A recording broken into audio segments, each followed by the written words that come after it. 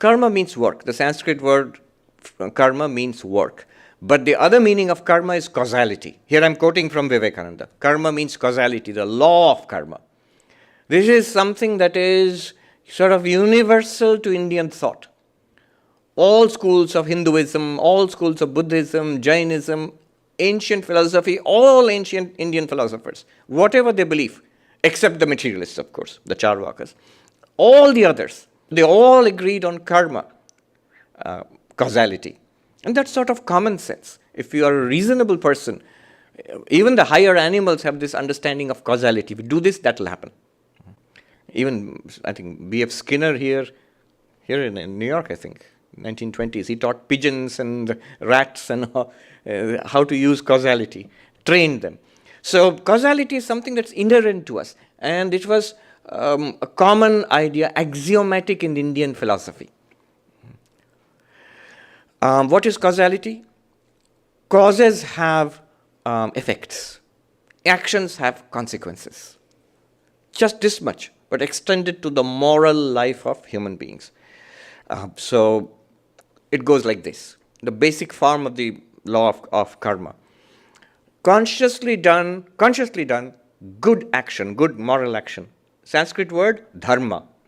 It produces an effect called merit. Sanskrit word, Puṇya, which leads to an effect in our lives, which is some kind of pleasant result will be there, some kind of happiness, things which are good, which you would want happen to you. Sanskrit word, sukha, happiness. Consciously done, deliberately done, immoral action. If we are deliberately naughty, that is Sanskrit word is adharma. Adharma. The result of that, there's a result which is called a demerit in Sanskrit, Pāpa. And the result of that we see in our lives as unpleasantness, misery, sorrow, and things which we want don't happen, things which we don't want happen to us. And that is, Sanskrit word is dukkha. So now we can put it like this. Dharma or moral action, merit or punya, and going to resulting in sukha or happiness. Adharma, deliberately done immoral action, resulting in pāpa, demerit. And the result will be dukkha, unhappiness. And that's it.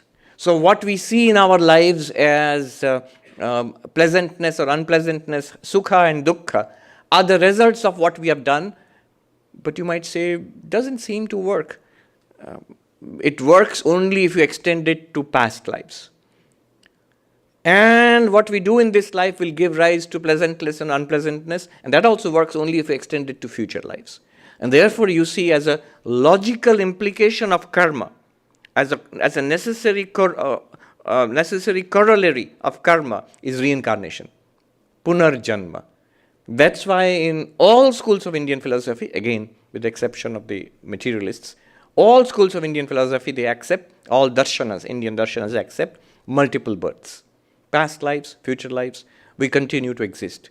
We have existed in the past. The baby is born then, the body is born. But that embodied being, that sentient being, that is an ancient creature, not a newborn baby. So it has come with its own load of karma and will go on after this life to other lives. This is in a sense the law of karma. And this is sort of universally accepted or understood in Indian thought.